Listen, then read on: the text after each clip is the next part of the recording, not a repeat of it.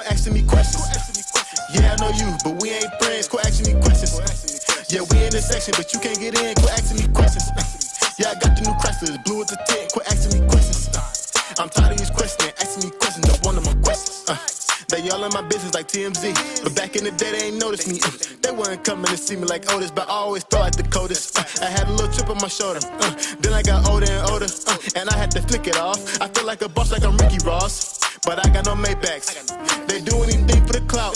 It's thanks when they say that. If I take your girl, don't be in my DM, asking for your payback. We say a lot of things like money, but hoes gonna say that. And homie, that's straight facts. Yeah, I know you, but we ain't friends. Quit asking me questions. Yeah, we in this section, but you can't get in. Quit asking me questions. Yeah, I got the new Chrysler, blue with the tint. Quit asking me questions. I'm tired of these questions, asking me questions. Don't want my questions. Yeah, I know you, but we ain't friends. Quit asking me questions. Yeah, we in this section, but you can't get in. Quit asking me questions. Yeah, I got the new Chrysler, blue with the tint. Quit asking me questions. I'm tired of these questions, asking me questions. Don't want my questions. The grass greener on the other side. I took a peek in that grass red from all these homicides. I mean, you gotta look alive, cause in the field get live. Or you gon' have your mama crying, asking God why. Why is my son in that casket? Why he get caught lacking? Why was he acting tough, knowing damn well he bad at acting? His girl say he be tripping, but the ops say he wasn't packing. Some niggas just wasn't built for the other side. Yeah, I know you, but we ain't friends. Quit asking me questions. Yeah, we in this section, but you can't get in. Quit asking me questions. Yeah, I got the new Chrysler, blue with the tint. Quit asking me questions. I'm tired of these questions, asking me questions. Don't want my questions. Yeah, I know you, but we ain't friends. Quit asking me questions. Yeah, we in this section, but you can't get in. Quit asking me questions. Yeah, I got the new Chrysler, blue with the tint. Quit asking me questions. I'm tired of these questions, asking me questions. Don't want my questions. Question. Quit asking me.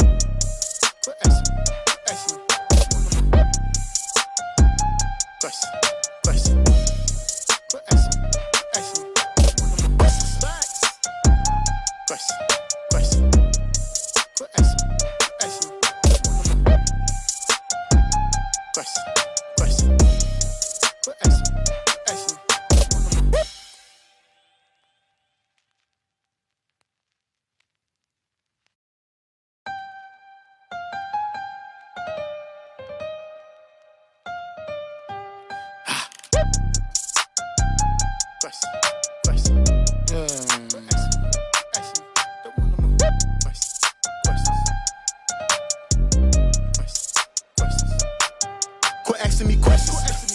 Yeah, I know you, but we ain't friends. Quit asking me questions. I mean, I call my horse Draymond. Yeah, I got the new Chrysler, blue with the tint. Quit asking me questions. I named our horse Draymond Brown. Did you really? Yeah. I mean, it's not the official name, but it's like Katie uses it. Oh, man. You know what's going to be really awesome? When this show is over.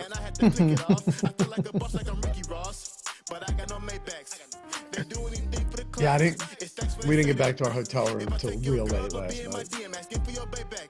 Yeah. Well, Hershey Lodge is sweet, though. I used to go there all the time. I've only ever been to Hershey to go on like the chocolate store. Yeah, me too. I used to all the time. It's a good place. Anyway.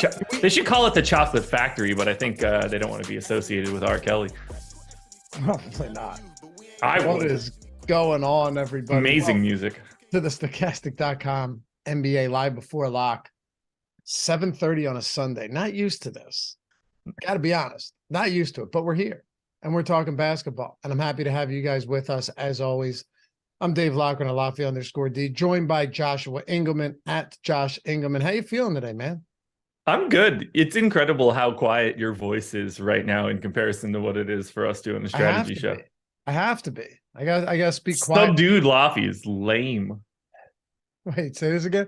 I'm subdued because my daughter's sleeping in the room over.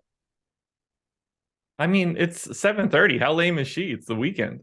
Oh, dude, I was so tired today and she didn't nap for the first time since she's been alive. The first day since she's been alive, she did not nap. So yeah, she's tired. No, I'm not drunk at all. I'm stone sober. I don't know if someone was asking me, but anyway. I am. I'm pretty banged up right now. Happy to have you guys with us. Yes, Josh has a glass of wine. It's 7:30 on a Sunday. What do you expect from us? Anyway, We got I had a good day though. I mean, like it's for a good reason. I saw Katie's uncle for the first time in a couple years, so we went out and got some brunch, had a couple mimosas, and then we just kept it going. Nice. Yeah. I went and got breakfast at a place I'd never been to before. I was in Hershey, Pennsylvania for a comedy show. Shane Gillis, Tim Dillon, Nick Mullen. Good one. Very fun. We had a blast. Yeah. Anyway, so on the way back, we got to get something. Yeah. What's I can't even remember the name of it. That's how bad it was. What's the sausage place? Or what's the sausage? Ben Big Sausage Pizza? Ben something? Bang Bros? Ben. I don't know. It stunk, dude. It was terrible. I don't know what you're talking about. You would know it. This is like a nationally branded sausage place? Yeah. No, they have. What the hell is it? Maybe. I don't know. It stunk. Anyway, we had a fun time. You didn't have good sausage? No, it stunk. Actually, it's like a hockey puck. Oh, that's okay. Hershey Bears, baby. But thank you, Marcus. Bob Evans. I'm saying Ben here. Bob Evans, dude. I would have never gotten that. You've heard of Bob Evans, though, right? Yeah, but I wouldn't have branded it specifically as a sausage joint. I feel like it. No, it definitely is Bob Evans sausage. I'm tired. Yeah, their food stunk. Absolutely stunk. But anyway, I mean, of all the places to go, why did you go there? Because it was just like, we're leaving, got to get home. So you needed like here. No Waffle House around or anything? That's Hershey. It's Hershey, PA. You can't get like an omelet with a chocolate bar on top? I don't know. All right. Anyway, happy to have you guys with us. We got a good show ahead of us today. And we have 84 thumbs up. We're almost at 1,000 or 100 thumbs up. We're almost at 800 people watching out of the gate. We got Boston on the road against Miami. 4.5 point favorites, 214.5 total here. Down 2 games to none, Josh. Boston Celtics down 2 games to none against the Miami Heat. I did a show with Adam Kaufman, who actually hosted many shows. You used to do shows with Adam I've Kaufman. Done quite a few shows with Adam Kaufman. Yeah. We had a fun gimmick during our shows where I would pick a random spot. I would tell him I want the 5th DVD on the 2nd shelf from the top, and he would pick that out, and we would talk about that DVD. We created a gimmick. Yeah, good host, good radio host. Good guy. Good guy. And I'm doing his show. It's Boston based, right? And he's like, do you think we have to take Miami seriously? This is after the first game. And, my thinking was, and this, I told him, I was like, yeah, of course you do. It's still a team that's been crushing. I still think Boston wins this series. This is after game 1. I still think Boston wins this series. But yeah, of course you have to take Miami seriously. They're not rolling over. Like this. They're a real basketball team. Yeah, they're a real basketball team.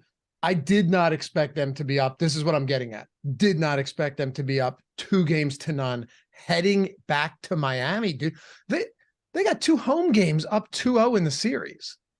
It's kind of wild. I mean, like the Celtics were 90-something% to win game 2 in the middle of the 4th quarter and gack that shit away again. Like it's Grant. This one's going to be squirrely, man. Grant Williams did some dumb shit. Let's be honest. I'm glad. Hey, I've been calling for him for 2 series now, and he came in there and immediately lit a fire under Butler's ass. That was smart. Hold on. Somehow the Bert Kreischer the machine ad just popped up on one browser. You should be happy about that. Are you going to see it? No. You're a loser. I don't think Bert Kreischer's even remotely funny, dude. You couldn't be more wrong. You couldn't be more wrong. I'm not going to watch that. Couldn't be more wrong. That's going to be more than entertaining. We have so much in common when it comes to comedy, but Bert Kreischer, you're wrong about it. You're wrong about his comedy. That's fine. Yeah. Like, I have the machine thing is not funny to me. The whole thing's not funny. But it's great. It's not. You can't think it's not funny the first time you hear that story. I watched it the first time and I maybe I chuckled under my breath. To think about a guy going on a Russian trip while in college, having taken a class that he does not deserve in any way, and robbing the people of his class with Russian gangsters, to not find any humor in that is just wild to me. Yeah, I would just completely disagree. I watched a master class to Tim Dillon and Shane Gillis yesterday. Real comedy. And Burke. You're saying it like I find those guys abhorrent. I know. That's what I'm saying. You like those guys. Yes. Just, I can't get into it. I'm not a big storytelling to me is not my thing. Anyway, go ahead. What kind of joke do you want to hear, Dave? Yeah, I could not say a lot of the bits they did yesterday. Not them specifically, but Nick Mullen went insane. But anyway, let me get back to this. We got to get back on track. We'll see. Oh, fucking machine head again. We'll see where we go with this. We'll see where it takes us. But Boston now plus 145 to win the series. That says more to me.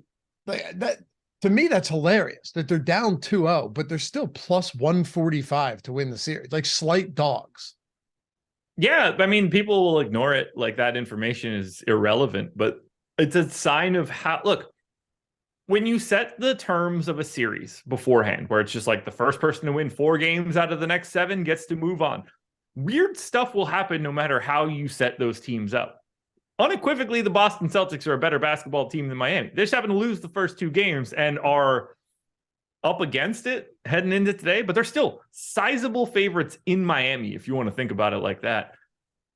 People are going to think that I'm hating on Jimmy Butler. I already got that message. So, friend of the program and also employee at this company, Greg Ehrenberg, had a tweet like, is Jimmy Butler a Hall of Famer? And I responded like, no. Would I be surprised if he got to that point? I wouldn't. And I got a response, which is it's just crazy. He must have lost you a crazy amount of money at some point. I don't know where all the hate comes from. Me saying that I don't think that he's in the Hall of Fame yet isn't hate. It's not. We got to stop thinking that like because you don't say somebody's the best player in the history of the world, that they're not good still. Jimmy Butler has never made a first-team All-NBA. I'm a pretty small Hall guy in general. If you've never been one of the 5 best players in a given NBA season, that's like a pretty decent cutoff for me. Look, if he runs through the rest of Boston and then takes out what looks like a juggernaut in the Denver Nuggets, maybe that plays a little bit differently. But like, I don't know. He's really, really good. A lot of guys that are really good don't make the Hall of Fame. I don't know. I don't know what to do with that information. I think Butler's a Hall of Famer. This is going to sound really ridiculous, but because it's the Basketball Hall of Fame, like his college career is irrelevant, and that's worse for him. I know that sounds dumb. I'm just talking about the way that the Hall of Fame is set up. He has a nothing Hall of Fame, or he has a nothing college career in the grand scheme of things. Nobody knew who Jimmy Butler was or cared about who Jimmy Butler was coming out. He was quiet for the NBA for a couple of years. Once it became a thing, he's been exceptional. But he's been a 3rd-team All-NBA guy the times that he has made it up until this year where he got 2nd team. That's a Hall of very, very good to me. Like we got to talk about guys like Al Horford at that time. We're not talking about all that wildly like different careers. Al Horford's got 2 NBA or NCAA titles, I believe, at least 1. I don't remember if he was there for both of them or not, but different college career too that you get to tack onto that. And I don't think people are going to be like, well, Al Horford needs to be in. Yeah, but Giannis was like the 17th overall pick, complete project, first few seasons. Nobody, like he was a nobody. Yeah, we're talking about a multi-time MVP and 7-time first-team All NBA guy or whatever it is. I'm saying that's the gap. What I'm saying is I don't see how that really hurts their chances. Well, we're talking about 2 different NBA profiles too. This is a 2-time MVP and a guy that has multiple first-team All-NBAs. Jimmy Butler has 0 of them. Right, but it's not meant to invalidate Jimmy Butler either. But I don't care about college. That's all I'm saying. But you should. This is not an NBA Hall of Fame. It's the Basketball Hall of Fame. That's why somebody like Manu Ginobili can get in for having, exceptional international qualifications. Marc Gasol, Pau Gasol. These guys are going to get a boost from their international play as well. All right, let's get into the slate. Talk a little basketball here for tonight, May 21st. By the way, yeah, Grant Williams was dumb. Grant Williams was dumb for poking the bear there. I don't know what he was doing. What's the plan there, man? Jimmy Butler's not taking that shit. It's like that dude from The Last Dance that like was trying to tell Jordan that he was ass. Yeah. Like, what are you going to do here? Grant Williams did that, and Jimmy ran back down the court with a smirk on his face. Like, all right, okay. Yeah. Idiotic. Well, because he doesn't have the same qualifications. Grant Williams is in no position to say a word in those situations. Right, but anyone that's why Jimmy's going to laugh in his face. And anyone that does is dumb anyway. Like regardless of qualifications, it's still dumb. Win the game. Like people will probably think I'm the biggest Jimmy Butler hater that exists. in that moment, I'm just like, oh, you guys are so stupid. Like Jimmy Butler's going to nuke you for this. Like, I know it. I get it. That's not the way that this, it'd be like if you started talking shit to me during the show. All right. Let's get into it. I'm pulling up the ownership projections, pulling up the boom bust tool. Let's do it. Celtics still 4.5-point favorites today.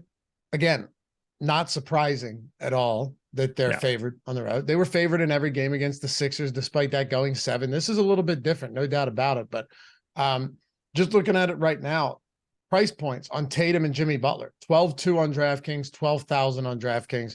You still have the captain position, Jason Tatum, 21%. Jaylen Brown at 9,200, 18%. Butler at 17, and Bam at 12. Then it falls off a cliff past that. So as you get it right now, and Derek White starting over Robert Williams, by the way. Yeah, we're going to need another run, I believe. Oh, it came in 6 minutes ago. Never mind. Yep. I was looking at what I had before. I was like, those aren't going to work. Yep, we're good on that. So we got the fresh run with the word 30 minutes ago or so that Robert Williams is not starting. Derek White is. Is the majority of your captain ownership right now concentrated around these high-priced players? Because all 4 of them in the highest ownership are 9K and up. Yeah, give me 1 second. I'm grabbing that updated ownership because I had it in last prior to the White news. Although, for all the people that are going to talk a bunch of shit to me, I told you guys Derek White was going to be starting 2 games ago. They just happened to get to it later than I would have expected. But I guess that's what happens when you go down 2-0. You finally start listening to me. I told you they were going away from the big lineup, the dual big lineup from the beginning. I also let you guys know that one of those teams is going to need to make that move. It turned out to be the Celtics. They're too late, and that's probably why they're down 2-0. Most of my captain ownership right now is actually going to the pay-up options of the Miami Heat. In particular, the guy that I love the most in all of the NBA, Jimmy Butler, he is soaking up most of my captain exposure. Oh, I love it. I'm not gonna like walk my way out of it. That's just where I'm at. It's probably a terrible day to play Jimmy Butler today too, because I assume Boston wins. I was gonna say, yeah. Now, but let me be clear about this. I know you were the same way. We clearly assumed Boston was gonna win in game 2 as well. So at this point, who knows? Yeah, at the beginning of the 4th quarter, I was like, okay, nailed that one. And then I saw it in the morning and I was just like, okay, didn't. And then Grant Williams is like, I'm going to talk some shit. Doesn't make sense. And Jimmy Butler was good in that game. He wasn't, spectacular, but from a statistical standpoint, but it was him rattling off, like, I don't know how many points that was late in the game. Yeah, Jimmy Butler at captain does make a lot of sense. Him and Tatum right now are playing 40+ minutes in every single game. I know sometimes we try and be conservative with playing time, but how are you projecting either of them for less than 40 minutes today? You got to put them around 40, right? Yeah, no doubt. Similar story for hold on, who's our sponsor? BetMGM. Okay, I can say this. Similar situation for Jaylen Brown, who had a really terribly low fantasy point projection on Prize Picks for tonight. And that was part of my video for earlier today, where it's just like, do they know that these guys are going to play north of 40 minutes today? Because this doesn't make a ton of sense.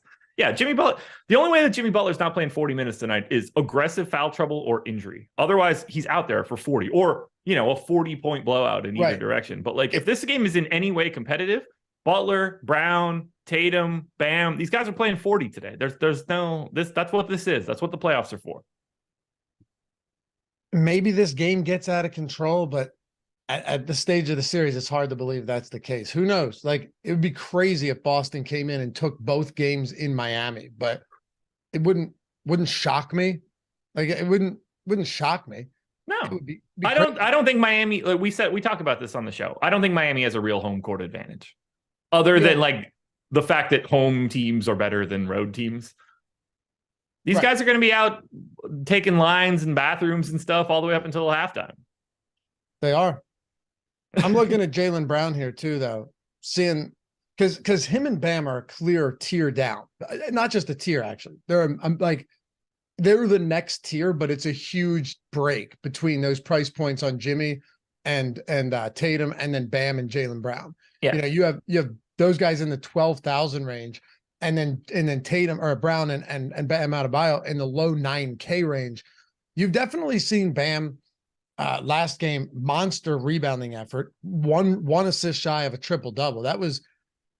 I want to say that was probably his best performance in the postseason. He had a triple-double earlier against Milwaukee in that closeout game, but I thought this was probably Bam's best game that he's played. You're going to get big minutes from him. And then Jaylen Brown, just looking at him, he has been quiet. I mean, he's been really quiet. And even in games where Jason Tatum is almost non-existent, maybe up until the late in the fourth quarter or just a bad game from Tatum, you haven't seen, because you and I went into the postseason saying, hey, any given day, it can be Jaylen Brown that has that huge game for Boston over Tatum. That simply hasn't been the case all postseason long. No, he's only had like 2 high-end games in the playoffs so far, and that's not enough for Boston to get this done. And both were against Atlanta. The discussion about Bam is so weird because I think that most people would be like, he hasn't had a good postseason. And I think that to say that is probably like a really crazy statement for what he does defensively that just doesn't get any box score stats or anything like that. He's got a quiet night and then he ends up having a normal day by the time it's all over. It's really weird. But yeah, Jaylen Brown has had a lot of really, really unfortunate games. 23 field goal attempts, 16 points last time out. I mean, that right there, if Jaylen Brown has a slightly below average game, they win this most recent game. He was that bad coming out of game 2. He wasn't much better coming out of game 1. 21 field goal attempts, 22 real points in 39 minutes, 50% effective field goal percentage. If Boston wants to win this series, if Boston wants to win game 3, they need Jaylen Brown to wake the hell up. That's what I'm saying. It's not been pretty. You need some huge games from Jaylen Brown. And who knows? Maybe you get it. He's going to play close to 40 minutes. So that's good. I mentioned to you the other day, I'm sure the league wouldn't love it, but a Miami-Denver finals would be something else. And now it's actually favored. Coke versus weed, man. It's going to be an interesting one. It's going to be fun. It's going to be fun. I mean, it's very possible that we get Denver and Miami, and that's just going to be, it sounds weird. Do you think Denver would come in and dust them? Yeah. You do? Yeah. Okay. But I also thought the Celtics would come in and beat the shit out of Miami. So I don't know. Look, Denver's really good. I don't think that there's any, they've been good all year. They have what I think is now pretty clearly the best player in the NBA. It would be really, really crazy to me if they didn't come in and just smack them. Yeah. And they're just a better team. That's the thing too, man. Jokic has a fine game yesterday. Not a great game, but a fine, no mistakes, right? No critical mistakes, but just a decent game. Jamal Murray drops 37. Yeah. I mean, has Jokic had a bad day in the playoffs? No, all jokes aside. I mean, he's been insane for most of this. I think he had one rough game against Minnesota. I could be wrong. I thought he had one rough game, a little bit of foul trouble, and just didn't, right? I'm gonna hit you with it. I have all the stat lines, mostly generic. He was basically neutral EPM, 13, 14, and 6. He had 27, 9, 13, 14, and 6. The first game against Minnesota, they won by 29, but he was fine. And then he was fine again in game 2, 27, 9, and 9. He was just unnecessary. Mm-hmm. And ever since then, he's insane. I can't even find a fake bad game. In their losses in the playoffs, he had 43, 11, and 6. Jeez. 30, 17, and 17. And 53, 11, and 4. In the losses? Yeah. Yeah, that's stupid. He's having a ridiculous postseason. He is. I couldn't even say those without laughing hysterically. Those are the stupidest numbers I've ever read for 3 losses. It's insane. It's okay, not his fault. No. I personally would like to see Miami in it. I love Jimmy Butler. I would love it. I just don't want this to be one of those situations where the Cinderella story ends abruptly and they just get swept and it's a horrible series. I'm not saying that's what happens, assuming they even get there, but that's not what I want. So after all the work that Miami's putting in right now, rolling into Denver for game 1 and 2 at altitude seems like a real heavy ask. It's a tall task. It is. Do you have any value plays right now that are standing out to you as all right, I could captain those guys? Obviously, there's some good ones that we're going to have a lot of in the utility spot. Derek White's starting. We'll talk about that. Yeah. Multi-position eligibility there. We can get into a couple more of these too. And then later on, I just want to get your thoughts on, I want to get your thoughts on Robert Williams as well, coming off of the bench. now that his ownership should be lower than it would have been if he was starting. One thing before I hit that, something that you and I think agree on. I love Weed said this. How does he do that? 7 foot plus an untoned body. Would you be in agreement here that if you took like Jokic's shirt off, he's probably like way more fit than every single NBA person thinks he is? Yes. Yeah. Like I bet he's like in like physically visual, really good shape that you don't realize. I don't think he's a blob under there. No. I don't think that there's any jiggliness to him in any real way at this point. But I will agree with, what was it? I love weed. Was that what it was? Yeah. I will agree that for an NBA, he's not particularly toned. No, not at all. Like, I don't mean to say it like that. Like, he's very clearly at a lower end of like physical gifts. But none of these white dudes are like really toned, if we're being honest. I would imagine he's in like exceptional shape. I think so too. You don't really realize. I mean, Luka, he's closer to a six pack. There you go, Mike. Yeah. I mean, there is a little bit of definition there. I bet he's closer to a 6-pack than anything negative. I mean, Luka Doncic isn't the most toned player either. No, but by the end of the season, like, I bet he's super lean. You see him you see him in April at a pool, and you're just like, oh, that dude's shredded. Yeah. But I get what he's saying. It's not. Yeah. But because you're just comparing him to other players. But no, yeah. Well, the problem is we're comparing him to 7 years ago, Jokic. Yeah. Or comparing him to LeBron James. Yeah, like that dude's terrifying. You run into some 7-footer that's like cut up like that. That's a problem in life. All right. I want to talk value. I want to get value plays here, because this is where you live and die with these. And yeah, you know what? I'll save this next question for after this, because it's something that has essentially been a recurring theme of all these showdown strategy shows and live before locks that we've done. And it has won people money if they've taken that route. So I'll wait on that. I want to talk a little bit of value plays first. I don't want to go all the way down to the 1K yet. Let's talk about guys that we're projecting minutes for. I mean, Kevin Love is interesting at 3,400. It's a guy that I'm light on. His price has been coming down a bit. His minutes have been coming down a bit. He got bogensed in game 2. I think that the shelf life of Kevin Love in this series now has become problematic. Now that Boston has finally made the change to go small, Kevin Love has no place to hide. When he's on the double big lineup, he can hide. He can't do that now if Derek White's starting. We saw Kevin Love only get first quarter, third quarter minutes. I think that's a guy that you probably want to get away from if we're talking about value. If we're being honest about value, if we're calling 4,400 value, I don't know how you don't go to Derek White at this point. Now that he is back in the starting lineup at 4,400, that is a price tag that just doesn't. It's really hard to get away from that. I think he's properly owned now at about 45%. But if we're talking about anybody below that, like true value plays, whether that's, and we're saying non-1K guys. So we're talking about what? Grant Williams, Love, Zeller, and that's it? Because Cody Zeller's not the flat min any longer. He was 1K for those first 2 games. He's up to 2,200. He is now a normal play.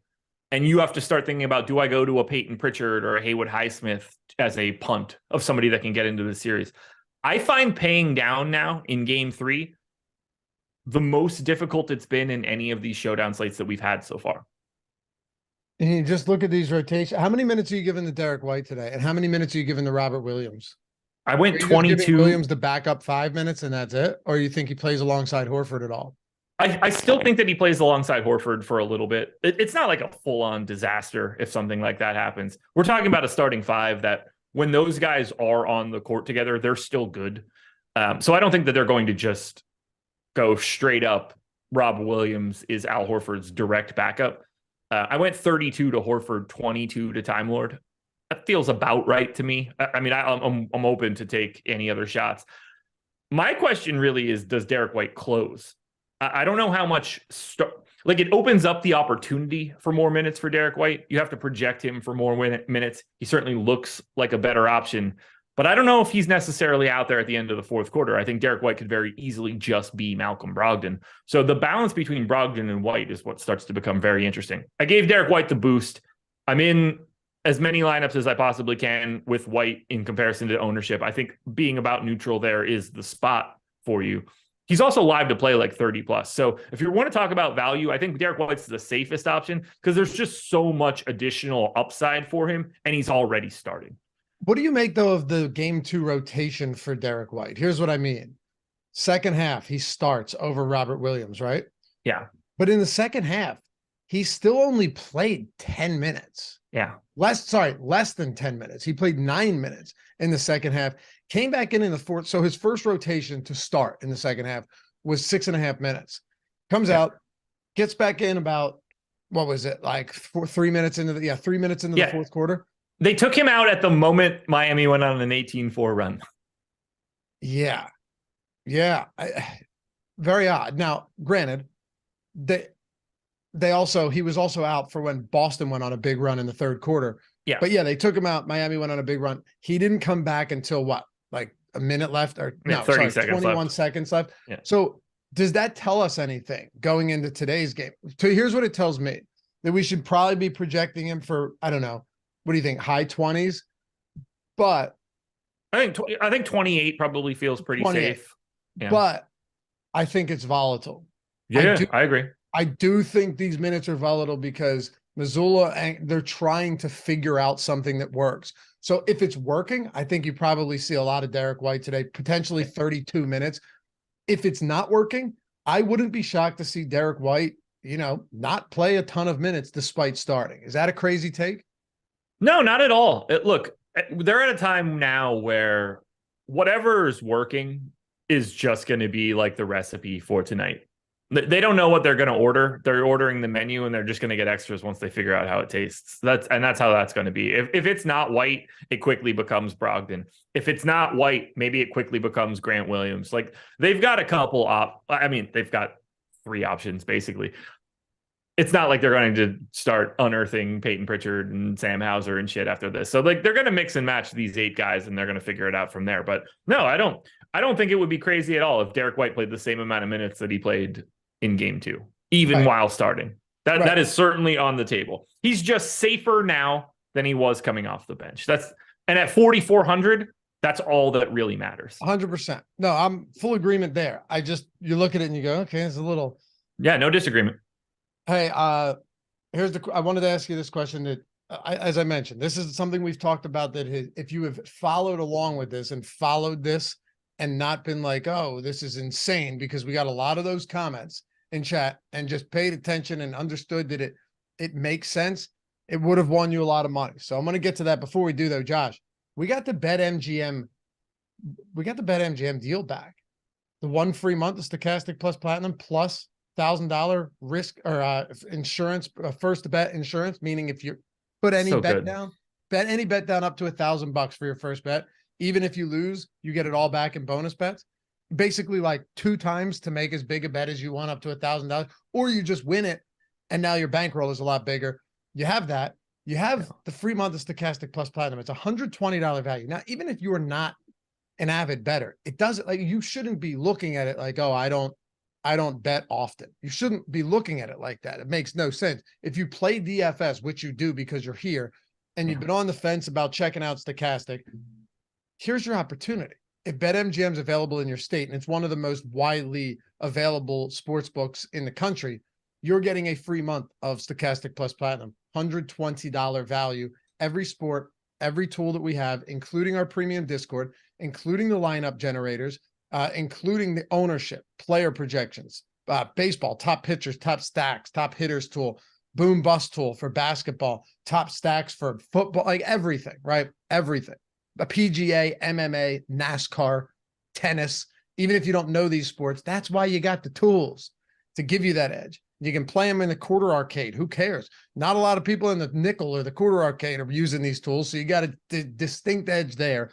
Here's what I'm saying. Click the link in the description or the one in chat. Sign up using that. It's super simple. The landing page is way easier now too. You're getting a first bet insurance up to $1,000. So no matter whether it wins or loses, if it loses, you get everything back in bonus bets and the free month of Stochastic plus Platinum. Here's what I'm doing today. I already have the under on Tatum rebounds.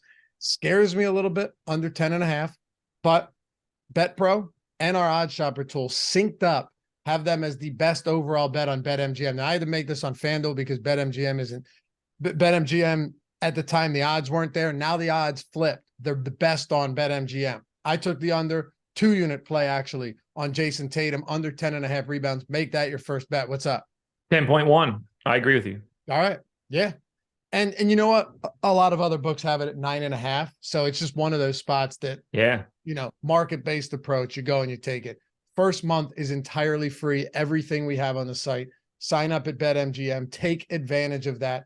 And your first bet, whether it's $10 or $1,000, if you lose, it's all coming back to you in bonus bets. Must be 21 years old or to gamble. If you were someone you know has a gambling problem, please call or text 1-800-GAMBLER. All right, here's the question. Would you agree that's the best deal that we've run? It is the best deal for sure. Because, a lot of people love the bonuses on sports books, and I get this, where it's like bet 10, get 200, or bet $1, get 100. But the up to 1,000, and of course you have to have the bankroll to really fully maximize this. But the bet up to 1,000, get it back in bonus bets if you lose, or in a free bet. Yeah. And you can take all the bonus bets and put them on this one bet if you want. That is actually the best type of offer you can get if you have the bankroll to make it work. And not only that, it's not even just that, but the free month, right out of the gate, is a massive value for you. But look, if you win that first bet, then nothing that we're saying really matters. You just made a much better bankroll. You don't need the bonus bet. Yeah. No, not at all. You just have that. There's no qualifications after you just win a normal bet. It's a great way to get started.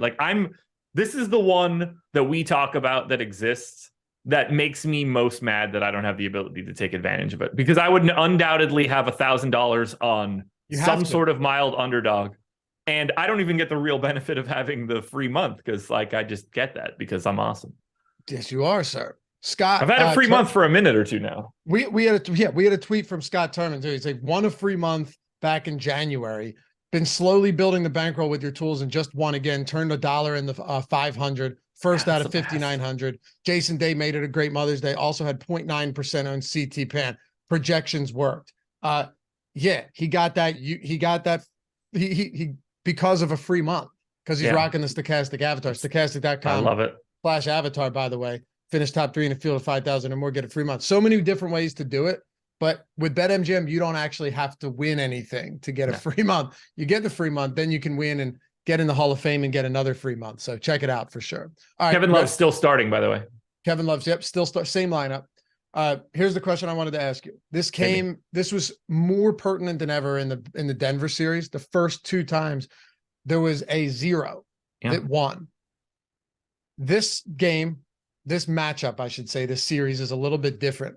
Yeah. Are you willing to run that back today with some of these guys that very likely won't see the floor, but are minimum salary, that would allow you to front load the top of your lineup with all of the best players? Yeah, but I think that it's less interesting today than it has been for the first 2 games. Okay. For the first round of that, for the first 2 games of this series, I had very big stands on 1K blanks from Boston, from the Boston side, from the Miami side. I don't have that today. To me, I don't see it as, I don't want to say as necessary, but even so, before it was weird because you can get to Cody Zeller as a 1K guy, and he was real. He was a guy that you knew unequivocally Cody Zeller was coming out onto the floor as Bam Adebayo's backup. We don't have a 1K guy that is expected to play today. We are assuming in a competitive matchup that the cheapest guy that plays today is still Cody Zeller, but at 2,200. Can you get to 1K guys? Yeah, of course. There are plenty of options to go to that you could load up on 3 of the top 4 pay up options and get a 1K guy. I see it today, based on where I see the ownership, as less viable than it normally is. Okay. You're still going to see it. It's still a viable path. If you build out a lineup that has a 1K guy in it, I don't think that that's crazy. I think you can afford to spend a little bit more salary today. Let me dig a little deeper on this. Let's say we do go with that approach and you're going to get some of those guys. Yes, these guys aren't projected to see the floor.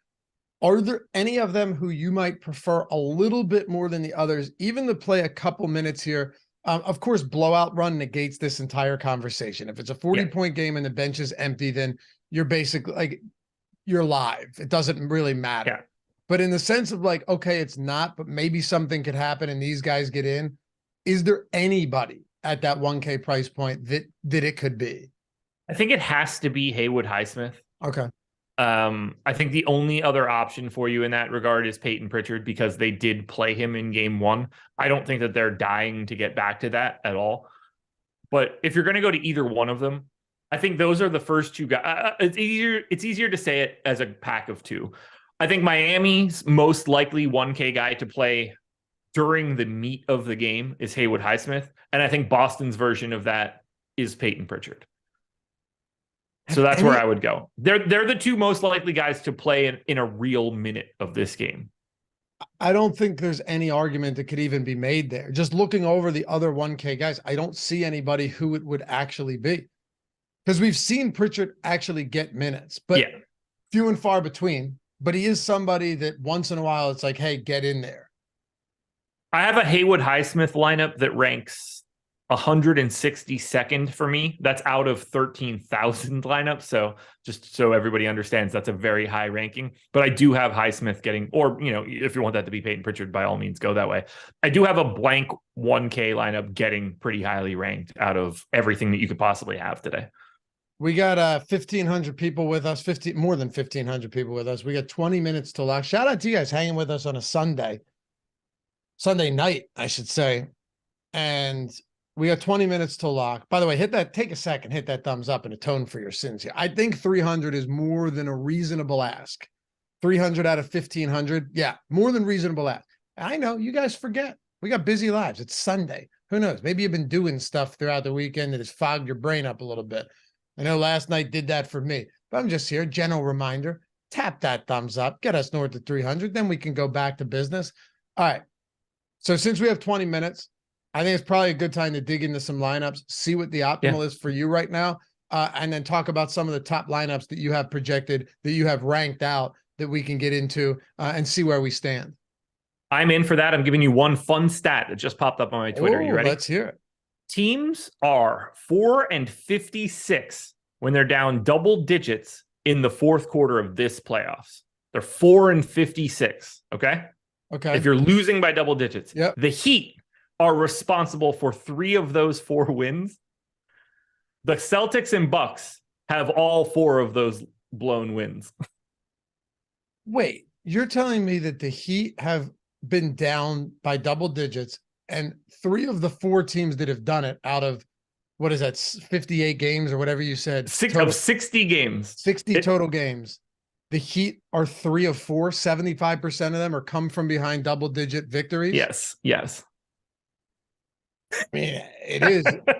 it feels like a Cinderella story. Who knows it really how long does. Who knows how long it lasts? Yeah. But I have a sneaky suspicion after today, they're going to be back scrubbing the floors and shit, Cinderella style. If you had to bet right now, Heat or Celtics to win this series, right? Miami minus 170, Boston plus 145. That's on DraftKings. I'm sure there's better, different odds elsewhere for either team. Who would you go with? I would go with the Miami Heat. Oh yeah.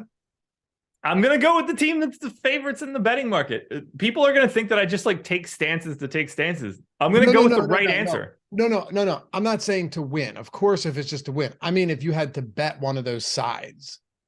Oh, I would unquestionably bet Boston. Okay. I wasn't asking you if you would. Of course, if the Heat are favored, sure. Yeah. Although, to be fair, when the Sixers were favored, I was like, man, this is real tempting. I mean, but not only that, is like Boston probably still wins this series. Sixers are trash. Yeah, if I were placing a bet, I would feel better about betting on the underdog in this spot. But if I'm like betting with my life, go Heat. If the Heat win tonight, it is over. I mean, I think you and me are on the same page here. We're looking for a Denver sweep and a 7-game series out of Boston, Miami to get a couple light days of work. Yeah. A couple alternating off day type joints. I'd 100% be lying if I said that didn't cross my mind. When I was out at the bar last night, Saturday, I'm off Saturdays. We're out after the comedy show in Hershey, and I look up and I go, oh, Denver Nuggets 3-0. Yeah. You pick up that one on Monday, and it's like, oh shit, Wednesday off day, baby. Woo! Yeah, Finish you check this the week, schedule. You're like, pussies. wait, no basketball today. I might have to do an MLB like strategy show or deeper dive or some shit, but I could sleepwalk through that bad boy. I was just gonna say, it's like, oh yes, no basketball, and then and it's like, oh, you're on 16 evergreen videos. Yeah, he could win it tonight. He could win it tonight. They could. They're at home too. I mean, you're right that that's not exactly home court advantage in the traditional sense, but they're still at home. Like they're still at home. All right, let's talk about some of your lineups. Let's get into this a little bit because I think the audience thoroughly enjoys going over stuff like this and seeing where we stand. So right now, what is your top lineup? And you mean wait before we do this? How do you mean that? By fantasy points or by if I'd play it? Nope. I was just going to break that down and have you explain it to the audience. Explain to them not exactly your entire sorting system, but how you kind of sort these out while you're not just giving. These aren't just your top. We can do fantasy points for the top one just for the sake of it. But explain a little bit what the process is so everyone knows what we're talking about when you're giving these lineups out from a large field tournament perspective. Yeah, so there's a difference between wanting to play the lineup that you think is projected for the most amount of points, which is essentially, for all intents and purposes, what you would consider to be a cash lineup. There is that.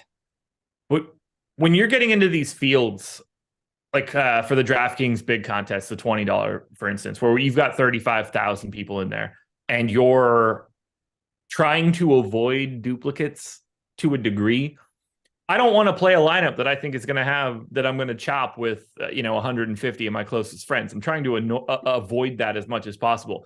That is a lineup where it's not going to win frequently enough to pay off its status. You're going to be able to find better lineups in that regard than what you're actually getting. So my highest projected lineup by a full point is Jimmy Butler at captain, Bam Adebayo, Jaylen Brown, Gabe Vincent, Derek White, Kevin Love. And that's just going to be insanely chalky. So it is. Where does it is already cut out? Like it does not exist in my pack of lineups. That's what I was going to ask. Yep. Okay. What's your highest projected? What's your highest ranked lineup that you're playing? That would be Jimmy Butler captain, Jaylen Brown, Malcolm Brogdon, Gabe Vincent, Kyle Lowry, Robert Williams. Now that is not a lineup that people are going to naturally land on. No, but I kind of liked. I like the idea of getting to some 5K Robert Williams today. Same. Gabe Vincent, Kyle Lowry is not going to be a popular combination in most people's lineups. That is a lineup that will be duplicated. And if you're looking at this from if you're just doing it generically, because that spends the full 50K, and it's pretty chalky if you just do I'm going to multiply all of their ownerships together stance. But if you're just looking at this as players, there's no Bam, there's no Tatum. You're leaving out two of the four best guys on both teams. You're doubling up on the point guards of Miami, and you're going to the guy that is now the backup center that isn't starting any longer. That feels like a lineup that's not going to have a lot of people on it. But that's a large field contest. This is not a contest. Like if you're in like 100-person field, that's not a great lineup. That's good for 30,000 people. It's funny. It's funny too with Gabe Vincent and Kyle Lowry. They've played almost 40 minutes together over the last 3 games. This is not a mutually exclusive position anymore with these two guys. It's definitely possible one of them closes and the other doesn't. Yeah. But you're talking about what? They're averaging over the last 3 games. They're averaging 13 minutes on the floor together. That is very significant. 24 minutes over the last 2 games, so 12 minutes played together on average over the last 2. They are getting time on the floor together, and a lot of it, to be exact. Absolutely. Look, is that a combination that I think wins frequently? No, not at all. There are a lot of pieces of that lineup that are incredibly scary. But when you do get to that kind of piece together, and you do have a lineup that comes together, you're not going to have to chop first with 140 people and get $1,500 back for first place, when in a case like this, you're probably getting like 30K back. Very different kind of lineup. And there are plenty of people who would be, perfectly fine with getting 1,500 back, but Yeah. But at the same time, when it's 100K up to 150K up top today, you're definitely looking to be a little bit different as well. Yeah. And I like the idea of that. Plus, I like attacking the notion of volatility with this Boston rotation where it comes to wait, is White in that Robert Williams lineup? It's No. Brogdon, right? Yeah. So I have my highest ranked lineup. That is my that is my number one GPP lineup, but it's not my highest projected GPP lineup.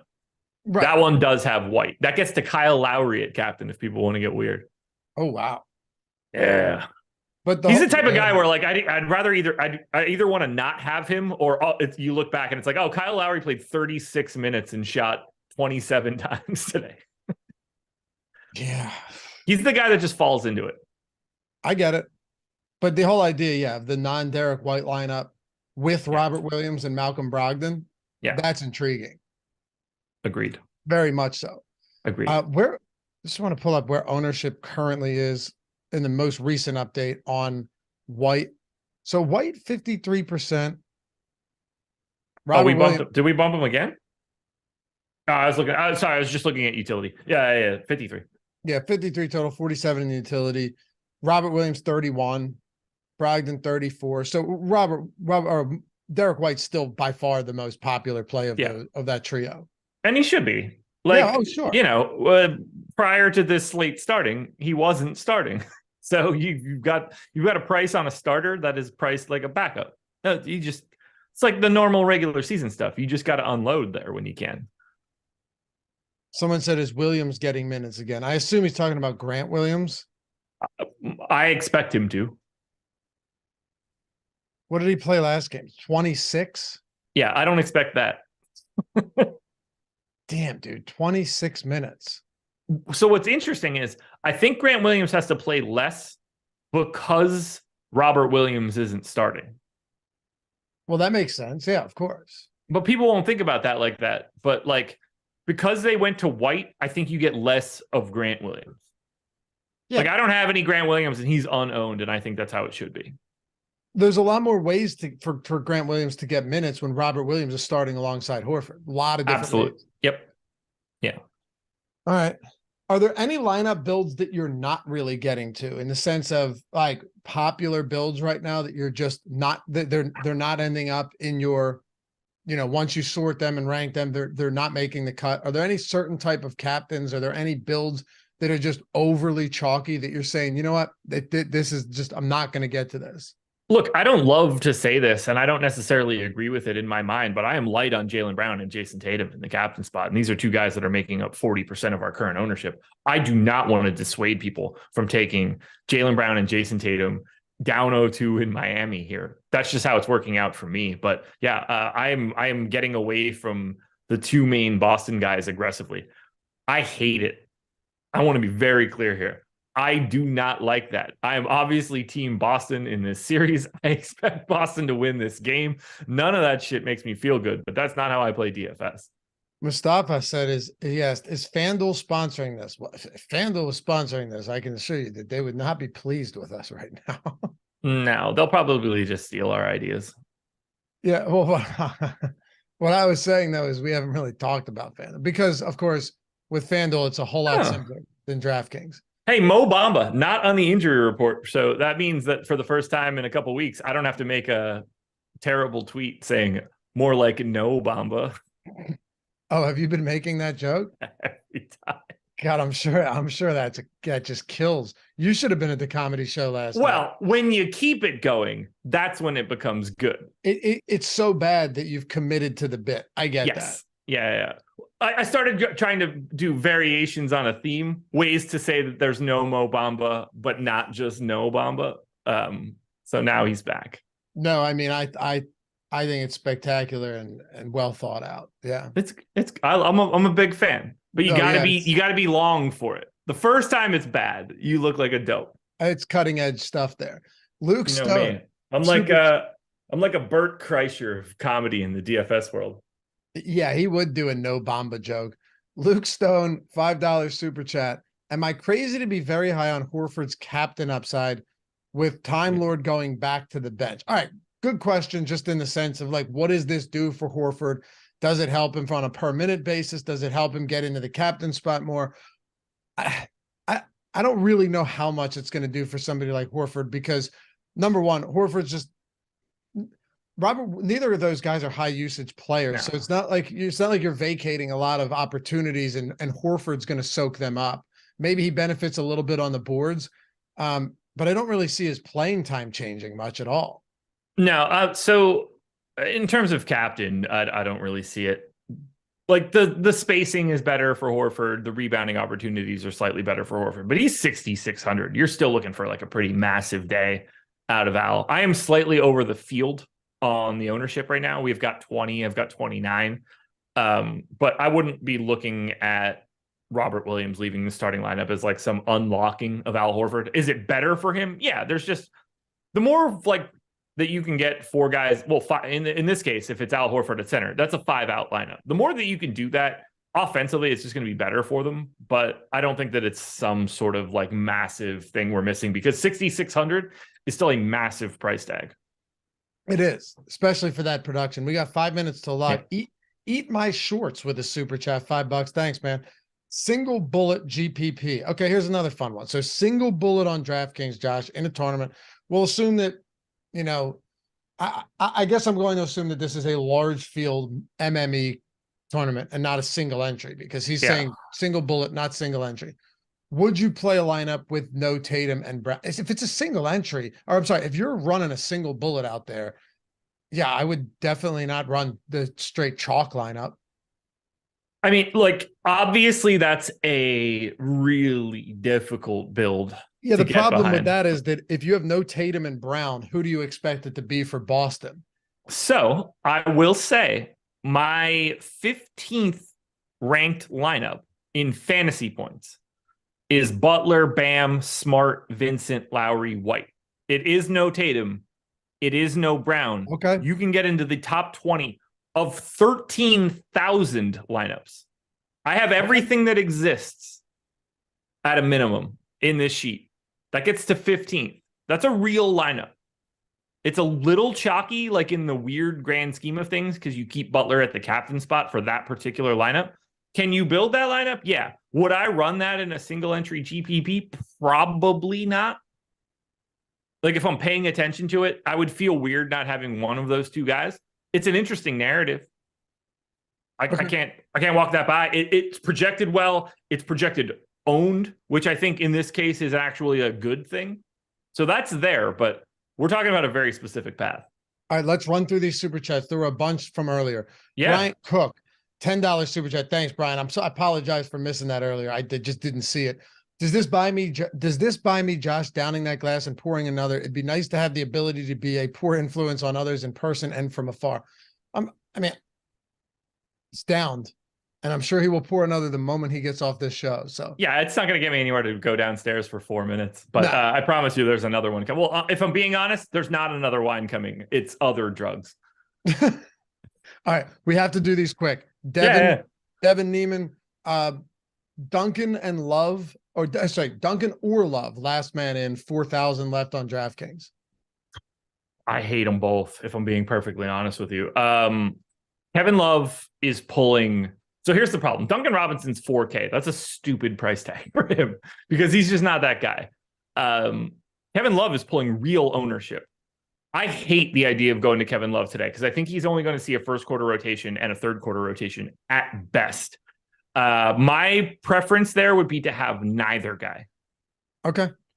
Windy City asks Love or Zeller tonight. I mean, in a vacuum, it's got to still be Love. I mean, if you're just putting one of them in a lineup, it's Kevin Love. I don't mind going to Zeller because I think he'll just be the straight backup. But like in game 4, I think that's a different question. Right now, it's got to be Love, but I am very, very pessimistic on Kevin Love today. Malcolm had a super chat. What about cash line? I don't think he's talking about what the cash line is going to be. I think when we were talking about lineups, he wanted to know what the optimal cash lineup would be. And you read the highest projected, right? Yeah. So I would be playing one of like Butler, Bam, Brown, White, Love, and probably like one of Vincent or Lowry, something in that range. Yeah. Those are the two. I've got two lineups that are projected 1-2 that are both aggressively chalky, like, 99.9 percentile ownership. And the only difference is Vincent or Lowry, which is obviously like a real interesting talking point too. It is. Yeah. Yeah. There are a few interesting wrinkles in this slate for sure. Debuff asked, DraftKings, Smart at captain with $1,000 punt or Vincent captain with Kevin Love? There's a good one. Smart captain with the $1,000 punt. I think so. That said, I do have Vincent at captain ahead of a Smart lineup. Without a 1K punt. I've got Vincent captain, Tatum, Butler, Bam, White, Love as my 14th projected lineup out of everything. So it's the Smart side, because I think getting to Gabe Vincent in the captain spot is probably a bit too cute, but it's not out of the realm of possibility that he falls into 40 minutes. Okay. Oh man. Kyle Lowry makes me really nervous for Gabe Vincent, like at all times. It should. But they could also just play a lot together. Now, the problem in that case is if that's happening, Gabe Vincent just kind of gets phased out. If Kyle Lowry can play that much alongside Gabe Vincent, it's because Kyle Lowry is playing really well. That's what I mean. Yeah. And then there's still Jimmy Butler and Bam Adebayo to deal with. Yep. Yeah. Exactly. So basically, Gabe gets kind of relegated to just a few 3-point opportunities, and he needs to hit all of them. So Brandon Katz is some wild, stupid dude that just keeps making more accounts. Oh yeah, it's insane. Real quick, the other day he was talking shit on a D'Angelo Russell prop that I had, an over prop, and when I saw that, I went, you know what? Tonight's going to be a good night, and he cruised past it, easily got to the over. But I said Brandon Katz hates this, and that means that it's likely going to win. So what did he say now? He thinks that I'm dumb for assuming that Rob Williams, this adjustment now is that Rob Williams is going to play more minutes, not less. It says Josh's take, Williams gets 22 minutes is stupid. The big adjustment Boston will make is they will play Williams more minutes. It doesn't matter that he's not starting. Boston can't defend without him. Lowry is having knee issues again, but he's a horrible play. Martin will get some of his minutes. He's just making stuff up.